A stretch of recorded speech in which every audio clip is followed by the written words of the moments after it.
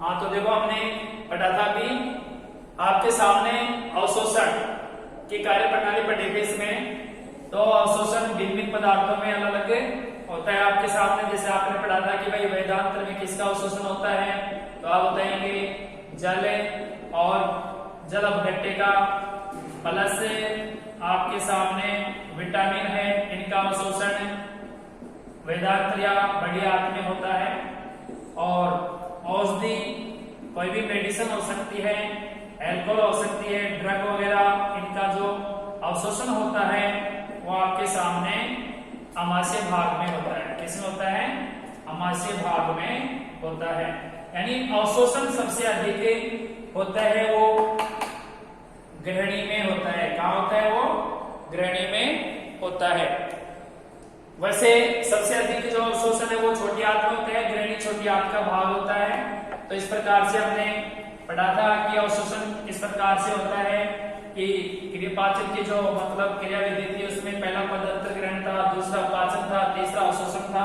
अब चौथा पद आपके सामने है स्वांगीकरण। क्या नाम है? स्वांगीकरण। ऐसे मिलेशन। तो यहां पर है अवशोषित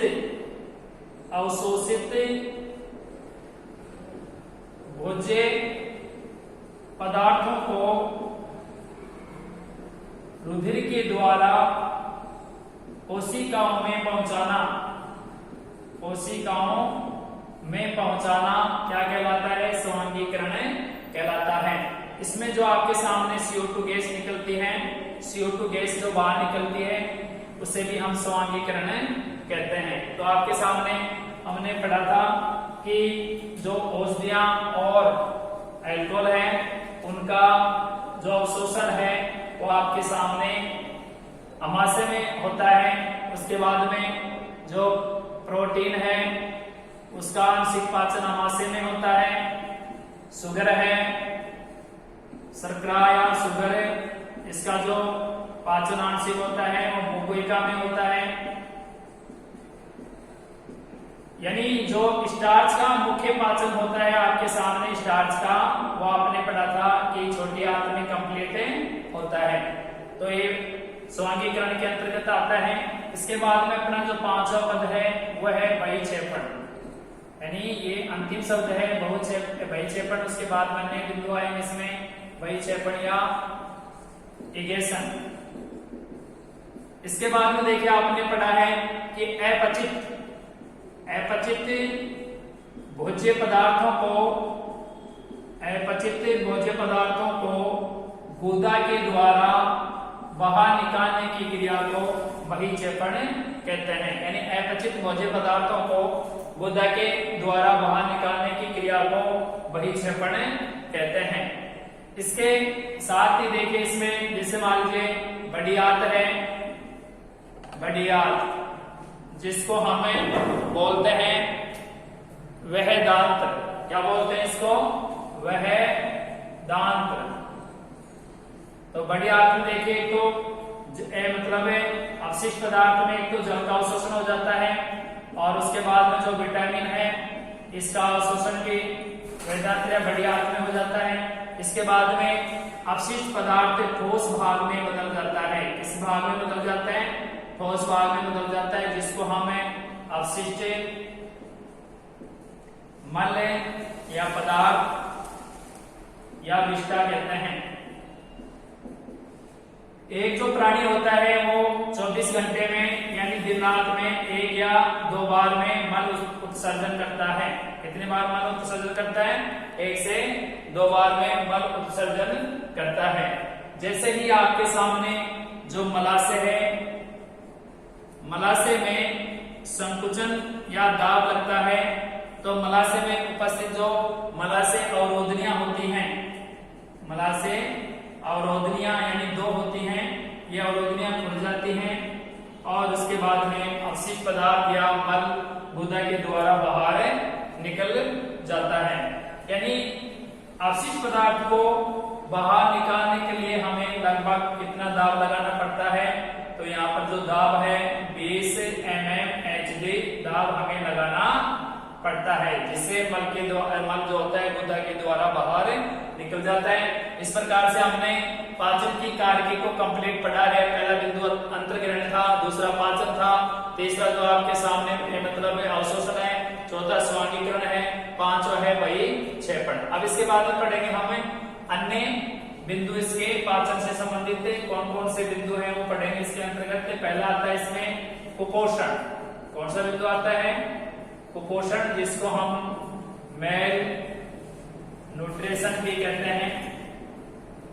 तो देखिए आपके सामने पहला है संतुलित भोजन। क्या है? तो आप सभी जानते हैं कि संतुलित भोजन वह भोजन जिसमें सभी पोषक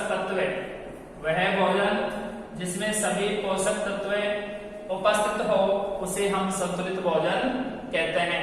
पोषक तत्व में कार्बोहाइड्रेट, प्रोटीन, विटामिन, वसा आदि को शामिल किया जाता है। अगर मान लीजिए दूसरा आ जाता है असंतुलित भोजन, तो आप कहेंगे वह भोजन जिसमें सभी पोषक तत्व उचित मात्रा में उपस्थित नहीं होते हैं, तो उसे हम आपके सामने असंतुलित भोजन कहते हैं। यानी असंतुलित भोजन सेवन करने से बच्चों में या सदियों में विशेष प्रकार का विकार उत्पन्न होता है, जिसको हम कुपोषण या मेल न्यूट्रिशन कहते हैं। यानी उसको हम असंतुलित भोजन सेवन करने से शरीर में जो विकार उत्पन्न होता है उसे हम कुपोषण कहते हैं। क्या बोलते हैं? उसे हम कुपोषण कहते हैं।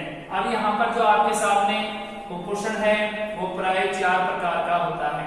कितने प्रकार का होता है? 4 प्रकार का होता है। पहला जो आपके सामने है वो है आपके सामने न्यून पोषण, न्यून कुपोषण। दूसरा है अति कुपोषण।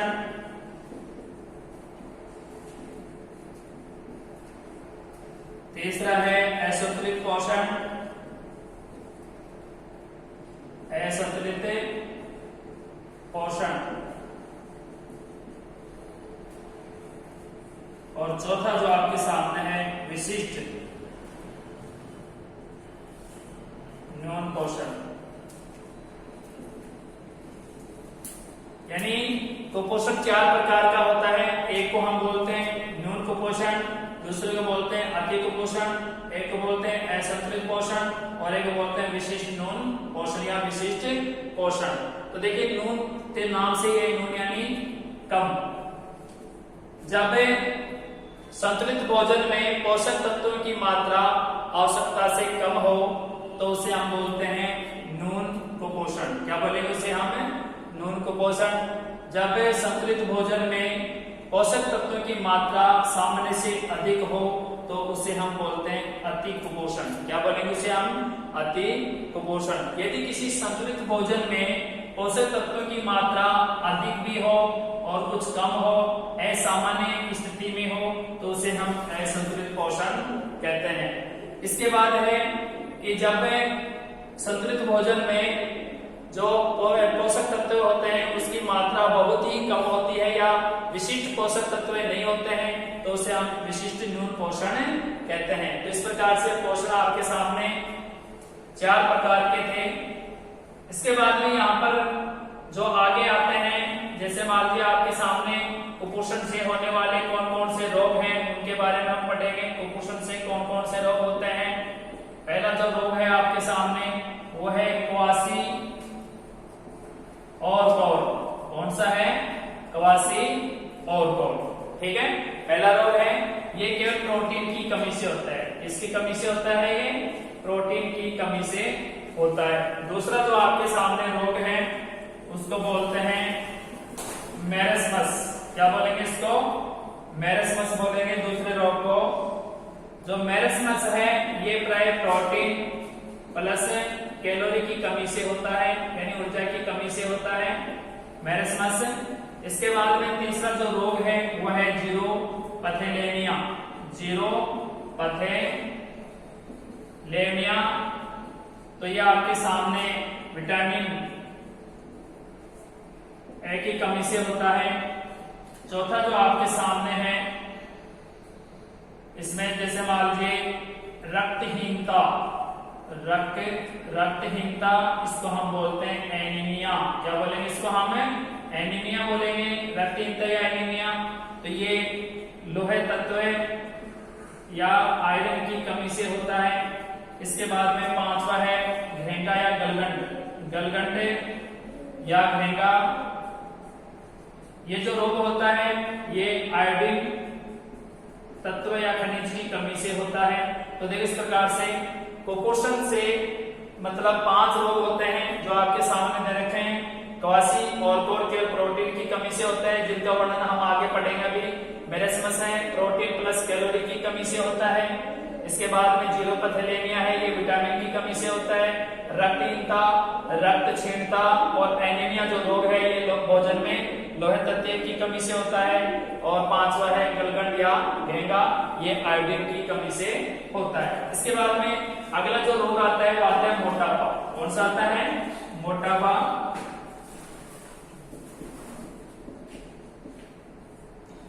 ओबेसिटी। तो इसके बाद में देखिए आपके सामने मोटापा बिंदु लिख दिया है, इसको पढ़ेंगे अपन अलग से। पहले इसके बारे में पढ़ लेते हैं कि जो ये पोषण होता है, कुपोषण, ये मतलब उत्पाद के आधार पर भी अनेक प्रकार का होता है। जैसे मान लीजिए पहला है प्रोटीन कुपोषण। पहला कौन सा है? प्रोटीन कुपोषण है। दूसरा है खनिज लवण कुपोषण है, खनिज लवण कुपोषण।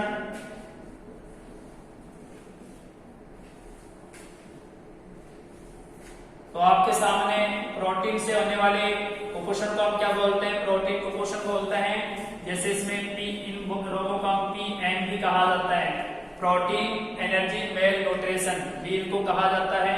इसके अंतर्गत हम पढ़ेंगे क्वासी और दूसरा कौन सा है? मेरेस्मस। ठीक है, तो देखिए पहला है क्वासी और क्वासी और तो देखो सबसे पहले है कि यह रोग भोजन में प्रोटीन की कमी से होता है। किसी कमी से होता है? प्रोटीन की कमी से होता है। ये प्राय 1 से 3 वर्ष के बच्चों में होता है।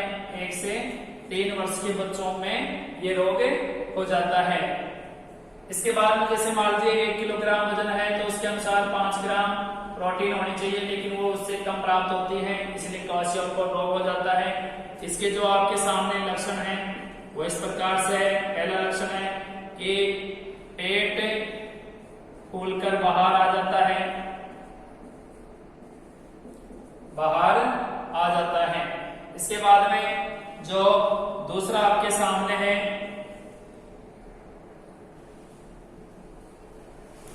तो दूसरा है त्वचा पीली क्रांतिहीन हो जाती है। रोगी में चिड़चिड़ापन उत्पन्न हो जाता है, चिड़चिड़ापन उत्पन्न हो जाता है रोगी में। चौथा जो आपके सामने है बेचैनी बढ़ जाती है। तो ये आपके सामने कुछ लक्षण हैं जो क्वासी और रोग के दिखाई देते हैं। दूसरा रोग मेरेस्मस है। तो मेरेस्मस के बारे में आप जानते हो, ये प्रोटीन प्लस ऊर्जा या कैलोरी की कमी से होता है। ये 1 वर्ष के बच्चों में होता है। इसके लक्षण कौन कौन से हो सकते हैं? तो इस प्रकार से पहला जो लक्षण है आपके सामने, इसमें पसलियां बाहर से दिखाई देने लगती हैं, बाहर से दिखाई देने लग जाती हैं। दूसरा है इसमें टांगे व पैर पतले हो जाते हैं, इसमें टांगे और पैर पतले हो जाते हैं। त्वचा यहां भी है, त्वचा पीली शुष्क क्रांतिहीन हो जाती है। तो ये इस प्रकार से क्वासी और मेरेस्मस के लक्षण हैं जो परीक्षा की दृष्टि से महत्वपूर्ण है। परीक्षा में कई बार पूछा जाता है कि प्रोटीन की कमी से होने वाला और प्रोटीन कैलोरी की कमी से होने वाले रोग का नाम लिखिए, उनके 2 लक्षण लिखिए। और आगे लिखे हुए जीरोपैथेलेमिया विटामिन की कमी से होता है, रक्तहीनता लोहे तत्व की कमी से होता है, और गलगंड आयोडीन की कमी से होता है। तो इसके बाद में अगला जो अपना रोग है वो है खनिज लवणित न्यूनता। दूसरा कौन सा है? खनिज लवण न्यूनता रोग। तो इसमें आता है अस्थि छिद्रता। अस्थि छिद्रता रोग आता है जिसको हम बोलते हैं ऑस्टियोपोरोसिस। ऑस्टियोपोरोसिस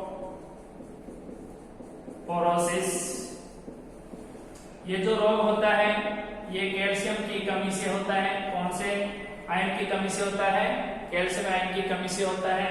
इसमें जो अस्थियां होती हैं वो भंगुर हो जाती हैं। क्या हो जाती हैं? भंगुर यानी कमजोर हो जाती हैं, जिससे अस्थि में छोटे छोटे छिद्र बन जाते हैं, इसलिए इनको अस्थि छिद्रता कहते हैं। अस्थि का जो द्रव्यमान है वो कम हो जाता है, तो ये अस्थि छिद्रता के अंतर्गत आते हैं। तो इस प्रकार से देखिए हमारे पूरे विश्व में लगभग 30 करोड़ इंसान कुपोषण के शिकार से ग्रसित हैं, शिकार हो जाते हैं, साथ में कुपोषण से वो मर जाते हैं, उनका विकास रुक जाता है। तो इस प्रकार से आपका पाठ नंबर पाचन कंप्लीट हो चुका है। तो पाचन में आपने सभी चीजें पढ़ी है, उनके नोट्स वगैरह बना लेना। धन्यवाद।